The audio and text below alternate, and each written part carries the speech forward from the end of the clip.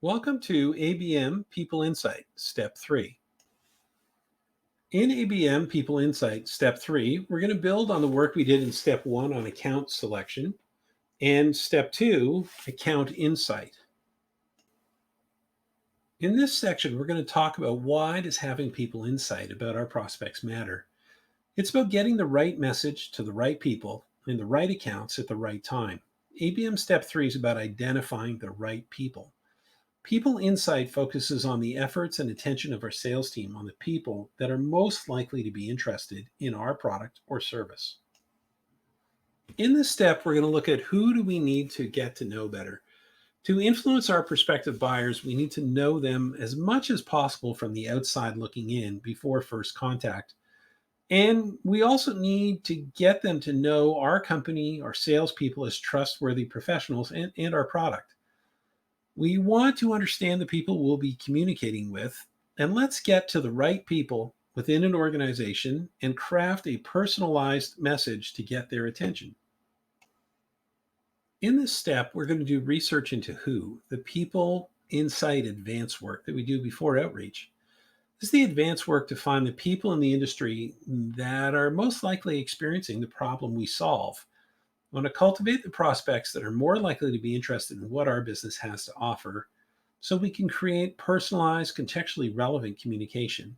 And that increases our chance of reaching people that will care about the problem our business solves. We have to ask ourselves, who are we looking for? In our target market, how many buying influencers are there for our product? And what's the right level in the company at the buyer, VP, director, GM, with budget authority? On a local or regional scale, there may be tens or hundreds, thousands on a national scale. We're going to focus our marketing and sales efforts on the buying influencers that actually matter to our business. Well, where do we begin? How do we identify the people that matter most? We'll begin by reviewing the success stories and profiles of our loyal, repeat customers that generate the most revenue and profitability.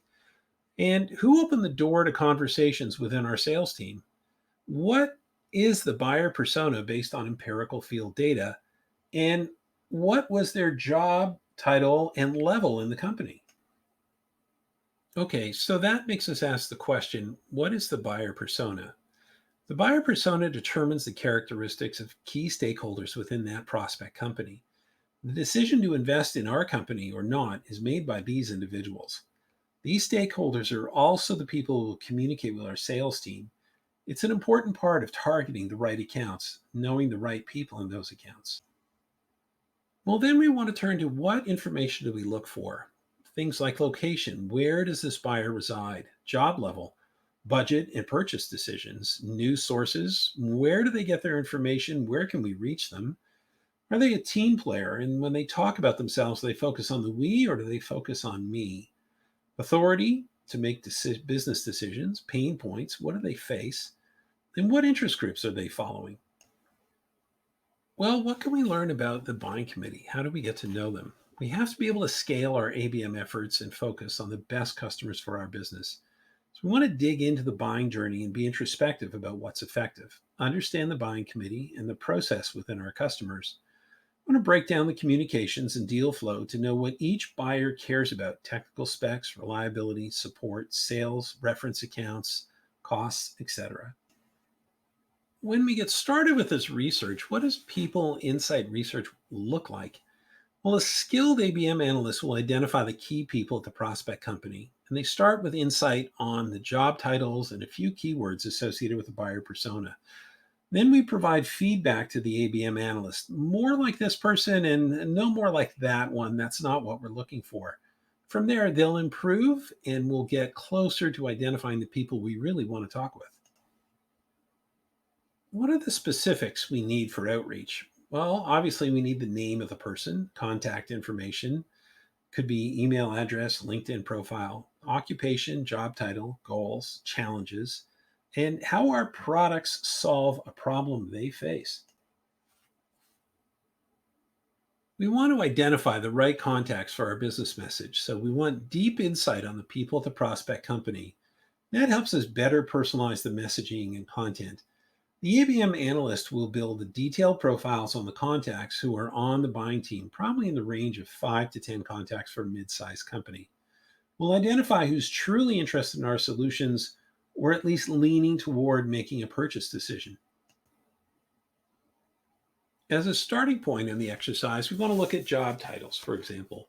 What are the titles, maximum 3 to 5, of the people, the potential customers that are the gatekeepers with decision and budget authority?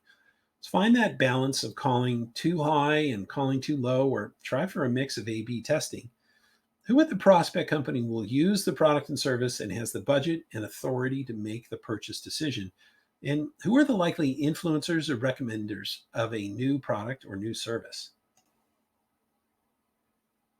The other vital element for the analysts on People Insight will be keywords. The analysts need input on 3 minimum, about 5 maximum keywords relevant to the gatekeeper's profile and job. The analyst can identify prospective leads specific to each stage of the buyer's journey. The deep people insight will enable the sales and marketing teams with a depth of insight into the buyer's name, title, LinkedIn URL, email address, mailing address, phone number, interests, online activity, professional focus areas, place in the org structure, and sometimes insight into their motivation for the buying decision. Here in the background of the slide is a sample People Insight template done in Excel or Google Sheets. And it could be this kind of document that you make up on your own, or CRM tool, or any other format that gathers the insight your revenue team needs. In summary, what do we need to remember about ABM3 People Insight? Well, if we want a 50% improvement for our sales team, that increases their time with prospect and eliminates more of the chaff in the sales process, we must empower the salespeople with People Insight. From the initial outreach, we develop a relationship of trust with the key influential buyers in our industry. We monitor the results to act on near term opportunities with proposals, follow up with meetings, and assign scalable resources to nurturing campaigns for the prospects that are not quite ready yet. So, what are the key takeaways on ABM3 People Insight? Well, step 3, People Insight, delivers vital information on the individuals driving decisions within our prospects. This intel enables hyper personalized strategies that are directly addressing their pain points and preferences. Next would be focused engagement. The People Insight guides focused engagement, ensuring the resources are allocated where they matter most. We have tailored content and messaging that resonates with key decision makers, enhancing the likelihood of a conversion.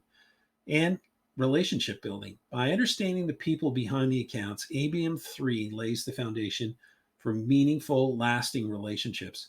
This human centered approach drives customer loyalty and advocacy, key drivers of long term success. ABM3 People Insight. Learn about the people to contact at the right B2B customers that will accelerate our revenue growth. Remember, if you get stuck and get sales block, like writer's block, think about ABM to ignite your revenue pipeline.